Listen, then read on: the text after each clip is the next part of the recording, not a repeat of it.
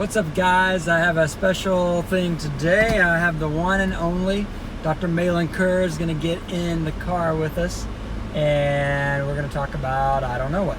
We're going to use his Defender, Land Rover Defender, which is an awesome car, but it had a tire problem this morning. So here he is, and I have you locked out. How's it going? It's good. Welcome. Get you in the frame here. There you go. There you are. It's a really flattering camera. It's a good angle, right? It's very nice. Yeah, it's very good. Built it up. So, I was just saying, we don't know exactly what we're going to talk about, but I guess we could talk about, like, what is your... There's this track from my tire. Oh, wow, yeah. I was just saying earlier that we were going to use your Defender to drive around, but there's a tire problem Major problem. Early this morning. Yeah, it was pretty lucky that I didn't blow out the tire. Yeah, that's good. Yeah, I don't know. What can we talk about? Well, what everybody always asks, first question to me, like, what's your favorite surgery to do? Which seems for me it changes all the time.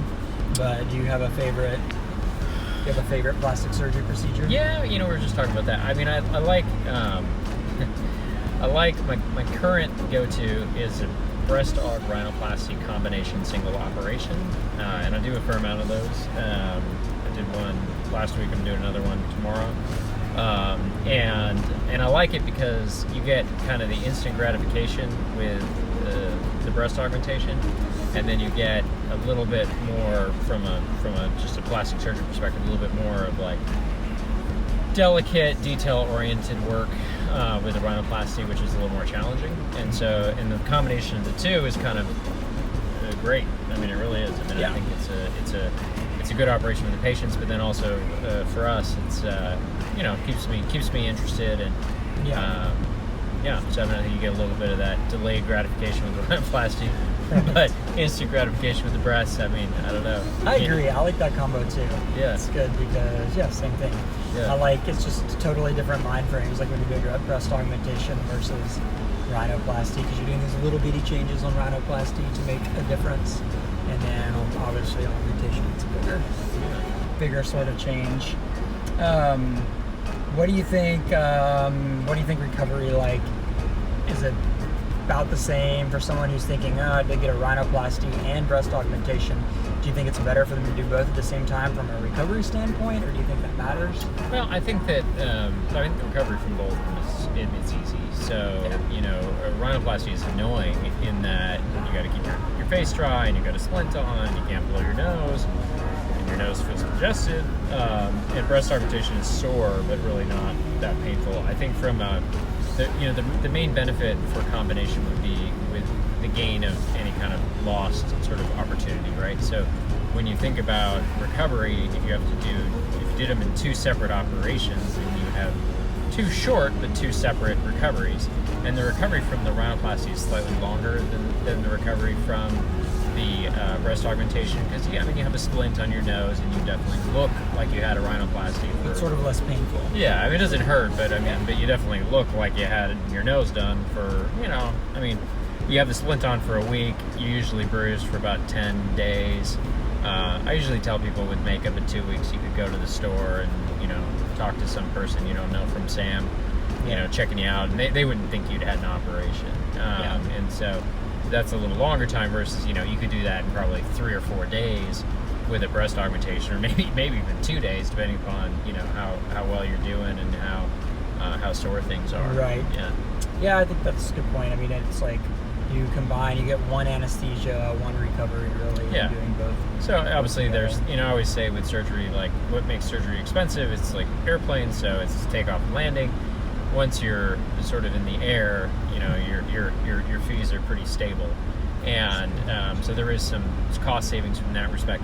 But then also just two recoveries, you got to take two different weeks off work, and and that's where the opportunity cost comes in, because if you're having two downtimes, then you could have used that second downtime to do something fun. Yeah. What do you do for rhinoplasty? How do you talk to patients about what it's going to look like after? Because I find for me that's the hardest part, because I don't think Photoshop is too too good, so I usually like, Yeah.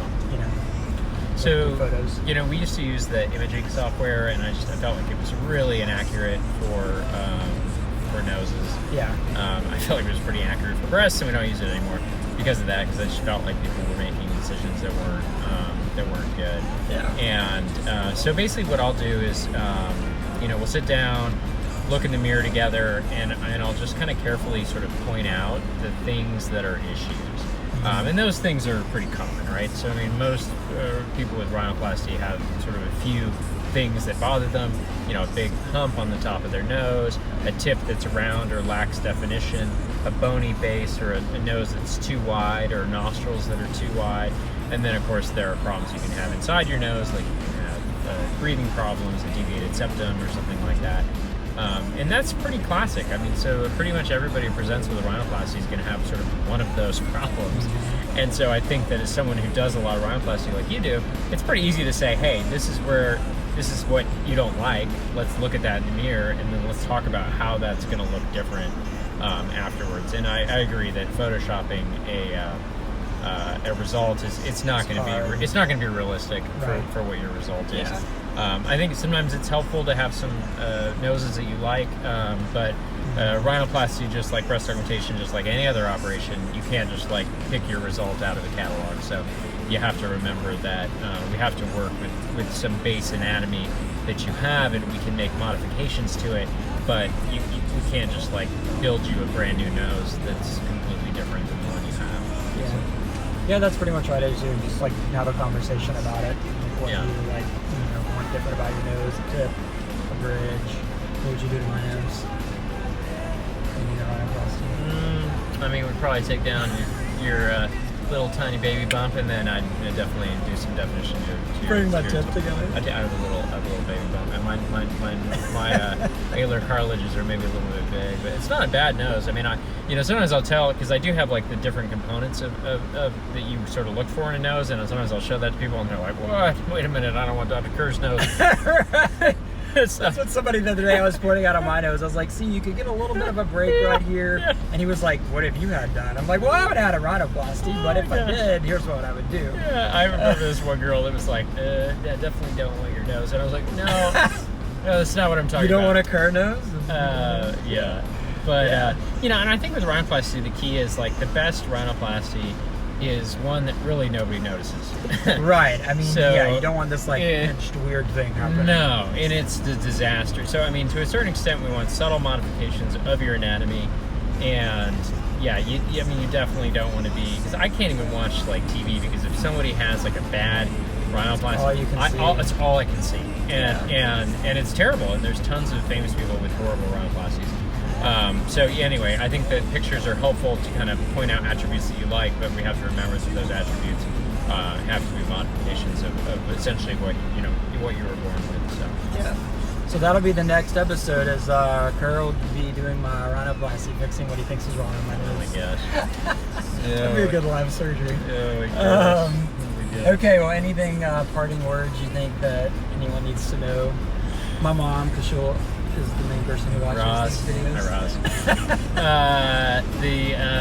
I don't know. I mean, I think that the best, if you're thinking about these kind of operations, or you're thinking about surgery in general, the best thing is just come in and meet with us, and just kind of learn a little bit about the operation, because that's really what it does. I mean, that's basically, we're teaching you sort of what you need to know, and then and in fact we'll teach you many things. And so I think that even if you end up seeing a few other docs, you can use the things that we teach you to kind of understand whether or not that person's going to be good for you, and whether or not they're the right kind of person for you to be seeing.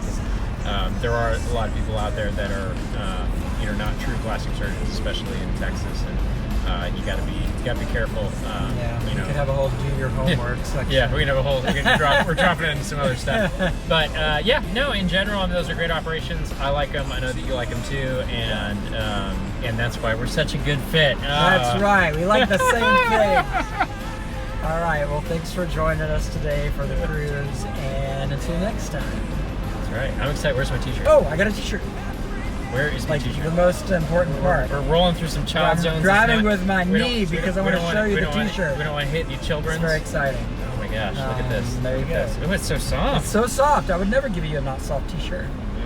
So yeah, and you wash it, it's just gonna get better. People So are gonna be like, how do I get on this? I'll be like, well, it's invite only. Everyone's gonna want the t-shirt. Yeah. All right, guys. Well, everybody have a great day. All right, bye. Bye.